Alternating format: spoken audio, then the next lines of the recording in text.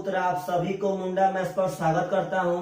चलिए दोस्तों, हम लोग अर्थमेटिक में नया chapter profit and loss start किए हैं और हम लोग प्रॉफिट एंड लॉस का कुछ पढ़ाने का तरीका चेंज किए हैं मेरे भाई। थोड़ा आप लोग को हम तरीका पहले समझा देते हैं। सबसे पहले आप एक बात समझिए कि प्रॉफिट एंड लॉस उतना जबरदस्त चैप्टर नहीं है। हाँ, एग्जाम में इससे प्रत्येक एग्जाम में 2 से 3 क्वेश्चन आते हैं, तो इस नजरिया से बहुत जबरदस्त है, लेकिन इसमें कभी भी उतने हार्ड क्वेश्चन ना होते हैं जो विद्यार्थी लोग से नहीं बने।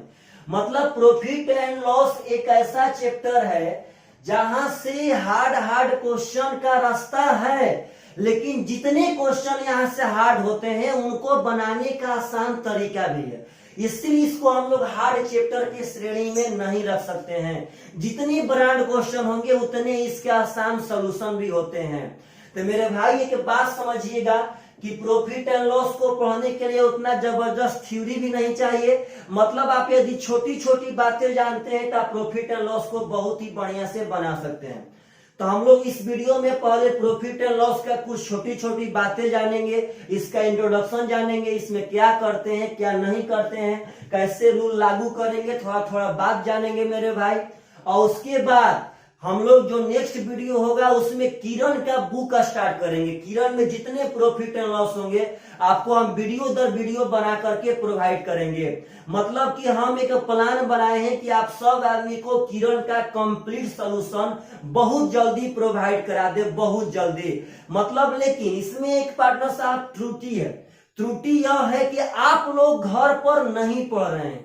यदि आप सब आदमी घर पर पढ़ते, पार्टनर साहब व्यू एक दिन में 800 1000 देते, तो हम पक्का आपको पर डे मन ला करके पढ़ाते। लेकिन मानिए कोई वीडियो गैप हो रहा है 1 दिन 2 दिन, इसमें मेरा गलती है, मानते हैं कि मेरे में त्रुटि है, लेकिन त्रुटि आप में भी है।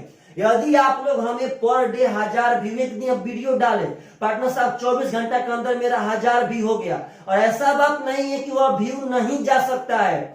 पार्टनर अगर अभी हम टेलीग्राम पे डालेंगे तो वहां एक दिन के अंदर 2000 1000 व्यू हो जाता है। तो आप लोग टेलीग्राम पर देख लेते हैं और वीडियो को इग्नोर कर देते हैं। यह सब गलत बात है। आप चाहेंगे तो यूट्यूब पर भी उतना व्यू जा सकता है। तो हमको लगेगा, दिल में एक तसल्ली होगा कि ना भाई जो हम पढ़ा रहे हैं मेरा सब भाई मिल करके पढ़ रहा है। और जब ऐसा पार्टनर साहब फीलिंग हो कि हम पढ़ा रहे हैं उधर से कोई पढ़ ही नहीं रहा है, तो हम क्या पढ़ाएंगे, क्या मतलब पार्टनर साहब क्या यहाँ से पढ़ा के डालेंगे।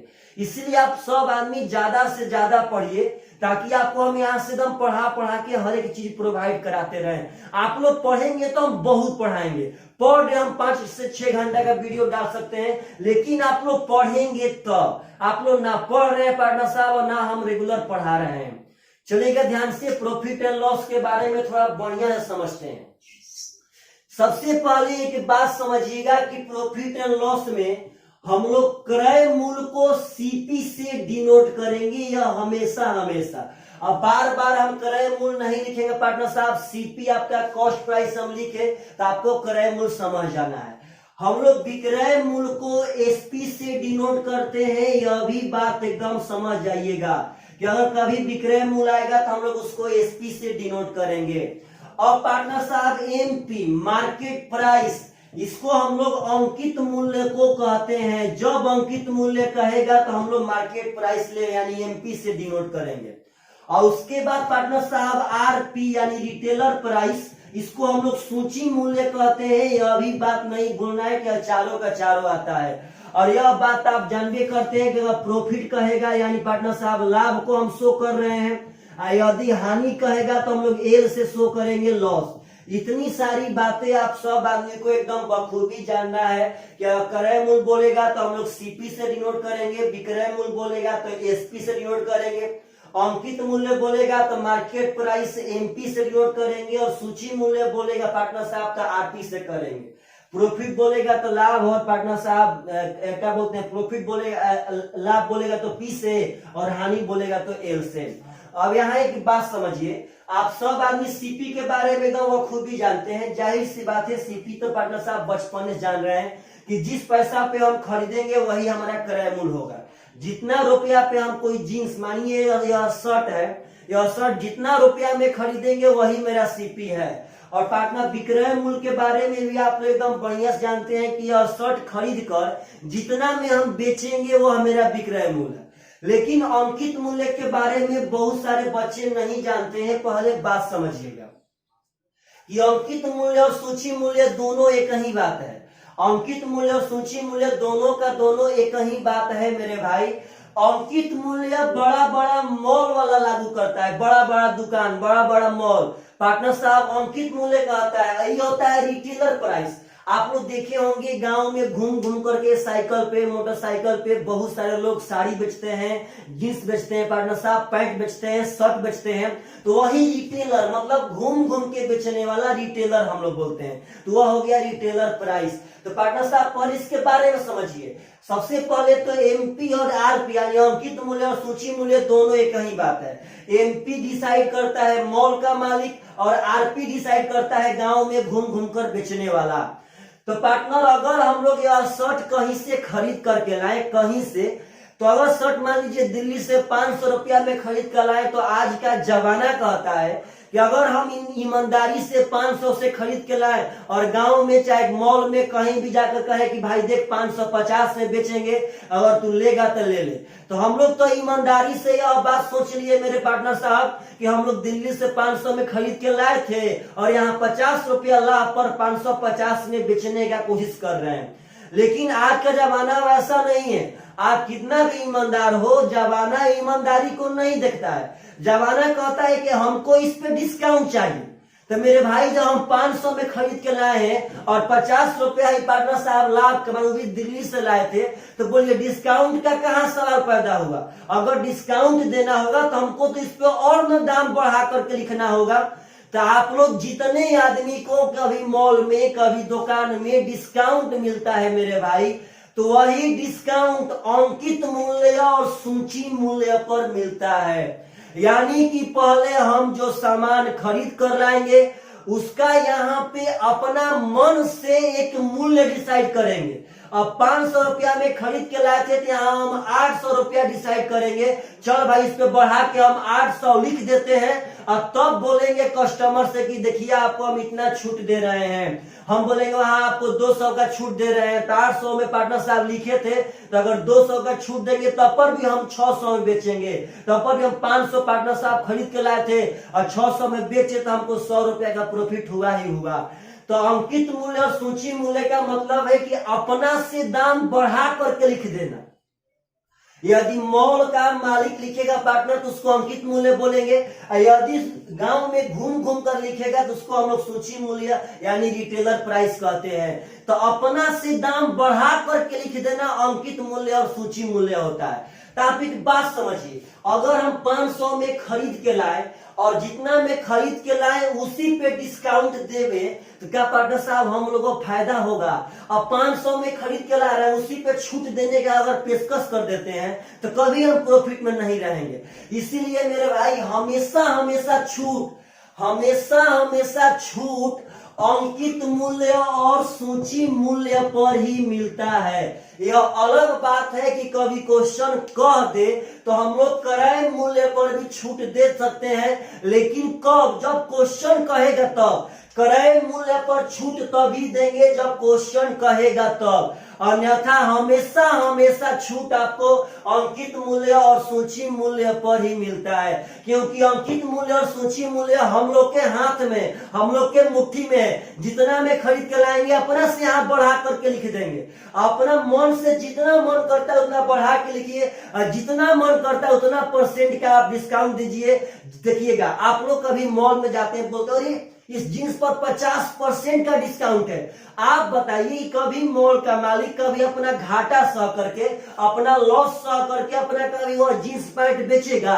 पार्टनर साहब वहां पे उसका आर्ट है, उसका कला है। वह क्या किया है कि जितना में जींस खरीद के लाया था उसका वहां बहुत ज्यादा दाम बढ़ा करके लिख दिया है और उसी पे वह 50% का डिस्काउंट दे रहा है। तो आप समझते हैं बाप रे 50% का डिस्काउंट है। नहीं पार्टनर, डिस्काउंट हमेशा हमेशा अंकित मूल्य मिलता है सूची मूल्य पे। और अंकित मूल्य और सूची मूल्य बोले तो अपना से दाम बढ़ा करके लिखना। तो जितना बढ़ा करके पार्टनर साहब लिखेंगे वही मेरा अंकित मूल्य और सूची मूल्य कहलाएगा। आगे आइएगा तो लाभ, प्रॉफिट। तो यह बात आप सब आदमी को मालूम रहना चाहिए कि मेरा यदि विक्रय मूल्य क्रय मूल्य से बड़ा होगा तभी जाकर के लाभ होगा। यानी जितना में हम खरीद करके लाए हैं उससे बढ़ा करके बेचेंगे तभी न लाभ होगा। यदि पार्टनर साहब जितना में हम खरीद करके लाए हैं उससे यदि कम में बेचते हैं, यानी जितना में खरीद उससे कम में बेचेंगे पार्टनर साहब, तो हमको वहां पे लॉस आना पड़ेगा। अगर 500 में हमें शर्ट खरीदे और पार्टनर साहब 400 में बेच दिए तो मेरा 100 रुपया का हानि होगा। यदि 500 में शर्ट खरीदे अगर 600 में बेच दिए पार्टनर साहब, यहाँ 100 रुपया का लाभ हुआ। यह बात भूलिए मत कि प्रॉफिट तभी होगा जब विक्रय मूल्य क्रय मूल्य से बड़ा होगा। तब जाहिर सी बात है, आप लोग इतने छोटे आदमी नहीं हैं कि आप लोग को यह सब बात एकदम डीप में बताया जाए। आप लोग इतना बात समझ सकते हैं कि जब विक्रय मूल्य बड़ा होगा तो लाभ होगा और जब विक्रय मूल्य छोटा होगा तो हानि होगा। इसमें सबसे बढ़िया पॉइंट था एमपी और आरपी यानी कि अंकित मूल्य और सूची मूल्य। यहाँ पे एक बात हमेशा हमेशा याद रखिएगा कि अंकित मूल्य और सूची मूल्य पर ही हमेशा हमेशा छूट मिलता है, क्योंकि अंकित मूल्य का मतलब है अपना से मूल्य बढ़ा करके लिख देना। तो जब अपना से हम बढ़ा करके लिखे हैं तो अपना से हम कितना भी वहां डिस्काउंट दे देंगे अपनी फायदा के अनुसार। अपनी फायदा के अनुसार हम वहां पे कितना ही पार्टनर साहब डिस्काउंट दे सकते हैं, इसमें कोई शक नहीं है। तो चलिएगा ध्यान से, इस बात को हमेशा हमेशा नोट करके रखना है कि छूट हमेशा हमेशा अंकित मूल्य और सूची मूल्य पर ही मिलता है मेरे भाई। अगर एग्जामिनर कहेगा कि ना हम क्रय मूल्य पे छूट देंगे तभी हम क्रय मूल्य पे छूट देंगे, अगर कहेगा कि हम विक्रय मूल्य पे छूट देंगे तभी हम विक्रय मूल्य पे छूट देंगे, अन्यथा हमेशा हमेशा अंकित मूल्य और सूची मूल्य पर ही छूट निकलता है। आगे समझिएगा, आपका लाभ और हानि, आपका लाभ और हानि हमेशा हमेशा क्रय मूल्य पे निकलता है। परसेंट लाभ या परसेंट हानि हमेशा हमेशा क्रय मूल्य पर ही निकलता है। आप एक एग्जांपल समझिए कि अगर हम 500 में शर्ट खरीदे और 600 में बेच दिए तो हम यहाँ कितना कमाए? यहाँ कमाए हैं पार्टनर साहब 100 रुपया। तो आपसे हम बस इतना एक क्वेश्चन पूछना चाहते हैं कि आखिर यह 100 रुपया हमें जो प्रॉफिट हुआ है तो मेरा कितना निवेश करने पे 100 रुपया प्रॉफिट हुआ है? आखिर हम कितना पूंजी लगाए थे कि हम वहां पे 100 रुपया कमा लिए, 100 रुपया अर्निंग कर लिए? तो मेरे भाई आप यहाँ पे एकदम जाहिर सी बात है कि यही बात बोलेंगे कि सर हम 500 रुपया निवेश किए थे तो हम 100 रुपए का प्रॉफिट कमाए थे। तो पार्टनर साहब आखिर हम 100 रुपए का प्रॉफिट अपने क्रय मूल्य पर ही न कमाए? अगर यहाँ पे हम लॉस में बेचते 400 में तो हम यहाँ 100 का लॉस है, तो आखिर कितना निवेश किए तो हमको 100 रुपए का लॉस हो गया? तो हम 500 का भाई निवेश किए थे, उसी पे हमको 100 रुपया हानि हो गया।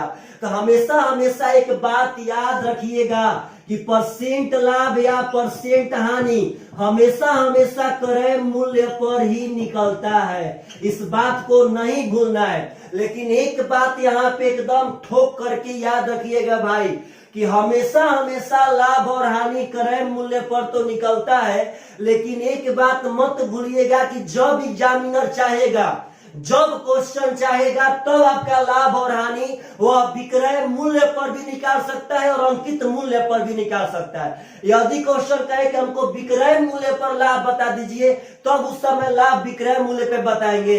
यदि क्वेश्चन कहे कि हमको हानि अंकित मूल्य पर बता दीजिए तब उसका हानि हम अंकित मूल्य पर बताएंगे। मतलब इसका बात समझिए, यदि क्वेश्चन कहेगा कि ना विक्रय मूल्य पर लाभ निकालना है, अंकित मूल्य पर लाभ निकालना है, विक्रय मूल्य पर हानि निकालना है, तभी हम विक्रय मूल्य अंकित मूल्य पर लाभ और हानि निकालेंगे। अन्यथा हमेशा हमेशा लाभ और हानि आपका क्रय मूल्य पर ही निकलता है, इसमें कोई शक नहीं है। मतलब क्वेश्चन यदि जिक्र नहीं करे तो आपको लाभ हानि क्रय मूल्य पे निकालना है। यदि क्वेश्चन जिक्र करे तो जिस चीज पर जिक्र करेगा उसी के रिस्पेक्ट में आप लाभ और हानि निकाल सकते हैं। तो यह बहुत बड़ा पॉइंट है, इसके बारे में आप एकदम डिटेल में समझिएगा। चलिएगा ध्यान से मेरे भाई, अगला कुछ इसमें बहुत ही इंपॉर्टेंट बात है। आप सब आदमी को प्रॉफिट एंड लॉस बनाने के लिए होल वैल्यू निकालने आना चाहिए, वो भी बहुत फास्ट। यदि आप सब आदमी होल वैल्यू बहुत फास्ट निकालना जानते हैं मेरे भाई तो आप लोग बहुत ज्यादा जल्दी बना पाएंगे। पहले बात समझिएगा सब आदमी, अगर हम कहते हैं कि मेरा 10% लाभ है तो 10% लाभ का होल वैल्यू कैसे निकालेंगे? तो सबसे पहले इसको फ्रैक्शन में चेंज कीजिएगा। 10% का मतलब होता है 10/100, यानी कि 1/10। अगर मेरा भाई लाभ का होल वैल्यू निकालना होगा लाभ का, तो हम लोग नीचे वाला में ऊपर वाला जोड़ देंगे, नीचे वाला में ऊपर वाला जोड़ देंगे, 11/10 ज्यों का त्यों, यही आपका लाभ का होल वैल्यू हो गया। अगर कहता है कि हानि का होल वैल्यू बताइए हानि का, तो हम लोग नीचे वाला में से ऊपर वाला घटाते, नीचे वाला में से ऊपर वाला घटा के ऊपर, नीचे ज्यों का त्यों, यही आपका हानि का होल वैल्यू हो गया। और अगर कोई कहे कि 20% लाभ का होल वैल्यू, तो सबसे पहले 20% को फ्रैक्शन में चेंज कीजिएगा। तो 20% 20/100 यानी कि 1/5 होता है मेरे पार्टनर साहब। अगर लाभ बोलेगा तो ऊपर वाला जोड़ लेंगे, 6/5 हो जाएगा। यदि हानि बोलेगा तो घटा लेंगे, 4/5 हो जाएगा। आप ऐसे भी समझ सकते हैं, एक और स्टाइल से समझिएगा ध्यान से। अगर 1/5 है, इसका मतलब है कि यह आपका क्रय मूल्य है, क्योंकि लाभ और हानि हमेशा हमेशा क्रय मूल्य पे होता है, यानी यह आपका क्रय मूल्य है। तो अगर लाभ होगा तो इसका जेन्युइन में मतलब है कि मेरा 5 रुपया पे 1 रुपया का लाभ है, मतलब हम 5 रुपया क्रय मूल्य है तो 1 रुपया लाभ लेके बेचेंगे, तो हम 6 पे बेचेंगे। तो वही 1/5 के लाभ का होल वैल्यू 6/5 होता है। आपको ऐसे भी करने आना चाहिए, ऐसे भी करने, मतलब आपको हम एक जाहिर सी बात बता दिए हैं कि प्रॉफिट लॉस बनाने का बहुत सारा तरीका है। इतना ना आपको तरीका आना चाहिए, इतना ना तरीका कि डाटा के अनुसार मेथड बैठाएंगे और बहुत फास्ट हम लोग आंसर देंगे। तो पार्टनर साहब 1/5 का मतलब है 5 रुपया पे 1 रुपया का लाभ, तो 5 से 1 हो जाएगा 6 बिक रहे हैं। अगर यही हानि रहता, इसका मतलब है कि 5 रुपया पे 1 रुपया का हानि, यानी पार्टनर साहब 5 का सामान जब 1 यूनिट हानि ये बेचेंगे तो हम बेचेंगे 4 में। आपका क्रय मूल्य है, यह आपका विक्रय मूल्य है। ऐसा करते आप सब आदमी होल वैल्यू पक्का निकाल देंगे। अगर हम कहते हैं कि 1/8 के लाभ का होल वैल्यू, तो हो जाएगा 9/8। अगर आप कहते हैं कि 1/8 के हानि का होल वैल्यू, तो हो जाएगा 7/8। अगर आप कहते हैं पार्टनर साहब कि 1/6 के लाभ का होल वैल्यू, तो 7/6, मतलब जोड़ के। और कहते हैं कि हानि का होल वैल्यू, तो हो जाएगा 5/6। ऐसे ही पार्टनर साहब आप सब आदमी को होल वैल्यू पक्का निकालने आना चाहिए, क्योंकि प्रॉफिट एंड लॉस में होल वैल्यू का बहुत बड़ा मायने है। और यहाँ पे आपको सब कुछ समझ में आना चाहिए, सब कुछ। आखिर कैसे सोचे, क्या करे, यह सब बातें आप सब आदमी को रियलिटी में समझ में एकदम आनी चाहिए। अगर कभी आपसे कहता है कि भाई जी मेरा 1/11 लाभ है, इसका मतलब है कि हमको 11 पे 1 का लाभ है, इसका मतलब 11 का सामान अगर 1 लाभ लेके बेचेंगे तो बेच देंगे 12 में। अगर कहता है कि 1/11 का हम पे हानि है, इसका मतलब है कि हमको 11 रुपया पे 1 रुपया का हानि। जब 11 रुपया पे 1 रुपया का हानि है पार्टनर साहब, यानी उसका सामान 10 में बेचना पड़ेगा। अगर कोई कहता है कि 2/5, इसका कहता है कि 2/5 लाभ है, मतलब 5 रुपया पे 2 रुपया लाभ है, इसका मतलब है कि 5 का सामान हम 2 रुपया लाभ पे 7 में बेचेंगे। अब यही हानि रहता, यानी 5 पे हमको 2 का हानि है, यानी पार्टनर साहब 5 पे जब 2 का हानि है तो उसको हम लोग 3 पे बेचेंगे। तो यही सब बहुत इंपॉर्टेंट बात है जो आप सब आदमी को एकदम बखूबी आना चाहिए भाई जी। चलिएगा ध्यान से, अगला मैटर, आखिर यह होल वैल्यू हम लोग क्यों पढ़ रहे हैं। तो मेरा एक बात समझिएगा सब आदमी, यदि हमको क्रय मूल्य मालूम रहे, यदि क्रय मूल्य मालूम रहे, अब विक्रय मूल्य चाहिए मेरे भाई, यदि हमको क्रय मूल्य मालूम रहे और विक्रय मूल्य चाहिए, तो हम लोग क्रय मूल्य में यदि होल वैल्यू का सीधा गुणा कर देंगे तो हमेशा हमें विक्रय मूल्य मिल जाएगा। यदि क्रय मूल्य में हम लोग हमेशा सीधा गुणा करेंगे तो विक्रय मूल्य मिल जाएगा। यदि विक्रय मूल्य मालूम हो और क्रय मूल्य चाहिए, यदि हम इसमें होल वैल्यू का उल्टा गुणा कर देंगे तो हमें हमेशा क्रय मूल्य मिल जाएगा। पहले बात समझिए, दरअसल आप लोग यहाँ तक सीमित मत रहिए।